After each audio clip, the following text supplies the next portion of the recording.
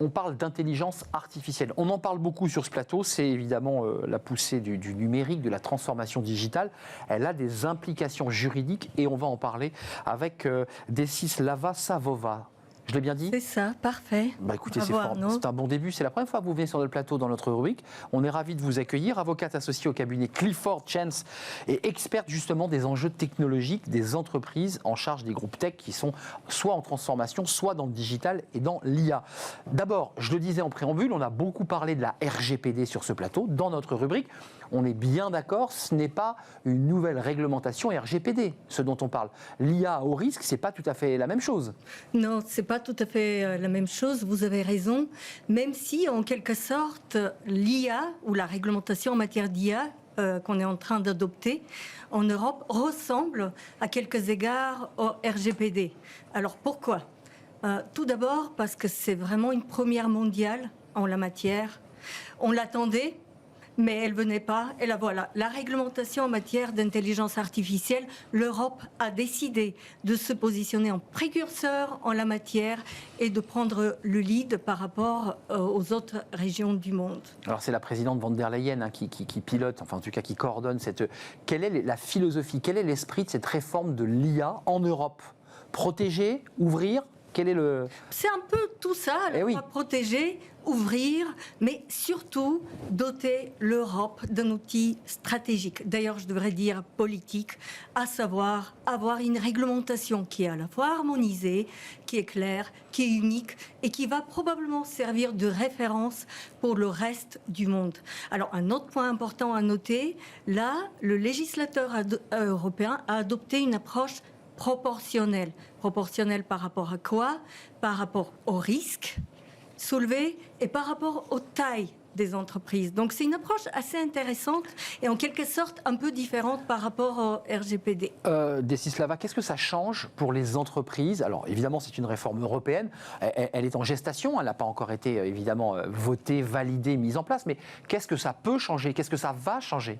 Alors la réponse brève, Arnaud, à votre question, c'est il y aura un avant et un après par rapport à la réglementation en matière d'intelligence artificielle. C'est-à-dire contrôle des données Oui, pour les entreprises qui sont impliquées dans ce qui est appelé intelligence artificielle à haut risque, à savoir tout ce qui touche la sécurité des produits, les infrastructures, l'éducation, le service public, l'accès au financement, des sujets importants. Des sujets sensibles. Biométrie, d'ailleurs. Aussi. Données personnelles, donc. Et données personnelles, d'ailleurs en masse.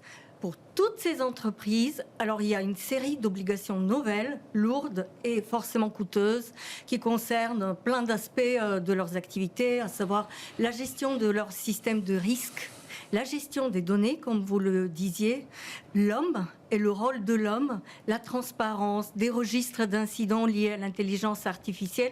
Et en fait, ce ne sont que des exemples. Mais attendez, qu'on soit clair, l'idée quand même philosophique, c'est à la fois ouvrir et fermer, c'est quand même aussi contrôler les masses de données pour qu'elles ne soient pas utilisées à des fins commerciales, parce qu'il y a cette question qui est posée. Oui, parce qu'il y a une idée sous-jacente qui est celle de l'éthique et du respect des droits et libertés fondamentales, dont les données personnelles, mais d'ailleurs les données tout court, les données qui doivent être surveillées pour qu'elles n'aient pas de biais, qu'elles soient représentatives, qu'elles tiennent compte des spécificités géographiques, qu'elles soient conformes à la réglementation en place.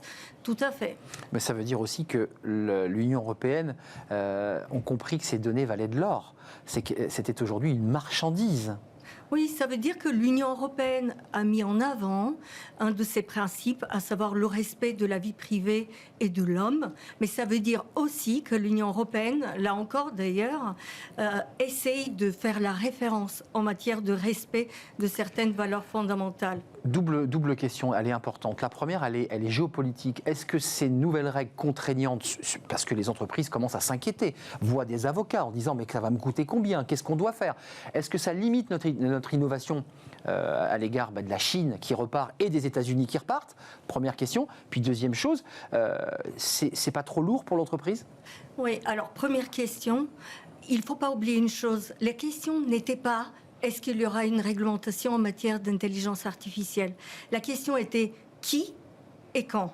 Donc l'Union européenne a pris le premier pas, mais les États-Unis, la Chine, l'Asie plus largement d'ailleurs, vont inévitablement suivre. Premier point. Deuxième point, évidemment, qui dit réglementation, dit perception de frein à l'innovation.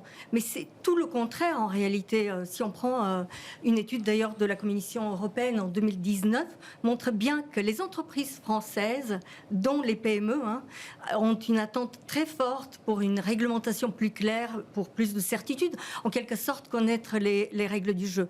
Dernier point, il faut savoir que cette réglementation européenne va s'appliquer aussi aux entreprises hors Europe. Donc les règles du jeu ne sont pas... Celles qui voudront faire commerce avec l'Union européenne devront avoir ces règles fixées par cette réforme de l'IA, on est d'accord ? Tout à fait, même plus largement. Celles qui voient leur intelligence artificielle avoir une utilisation quelconque dans l'Union européenne, eh bien, elles doivent se conformer. Avant de nous quitter, Desislava Savova, ça va limiter les risques de cyberattaque, parce qu'on vient de le voir avec Pfizer et cette fausse entreprise domiciliée à Londres, essayant d'influencer les influenceurs. On découvre qu'on a beaucoup de noms russes derrière qui apparaissent. Ça va limiter ces risques de chantage à la donnée ? Il faut dire que la cybersécurité n'est pas une préoccupation nouvelle de l'Europe. On a déjà une réglementation qui, là encore, est assez forte. C'est vrai que l'intelligence artificielle, là aussi, va reposer un des principes clés. Ça va être une cybersécurité accrue. Est-ce qu'elle sera parfaite ? On verra bien. Juste en quelques mots, le calendrier, c'est quoi ? C'est pas pour tout de suite. C'est long, hein ? C'est long. 2 ans ? C'est quoi ? 2 ans ? 18 mois, 24 mois. C'est ça. Et après, il faut attendre la période de transition. Donc, il faut se préparer. Que les entreprises se préparent et aillent consulter, j'imagine, des avocats spécialisés. Merci Desislava Savova, avocate associée au cabinet Clifford Chance. Merci d'être venue sur notre plateau. C'est passionnant, c'est un sujet évidemment sur lequel tous les directeurs informatiques, tous ceux qui gèrent les clouds, j'imagine, se penchent en ce moment. Merci d'être venu sur notre plateau. On va faire une petite pause café. Tiens, c'est agréable une pause café avec Fanny Griesmer d'autant. Et elle est venue sous son bras avec plein de petits mots anglais, comme je les aime. C'est tout de suite.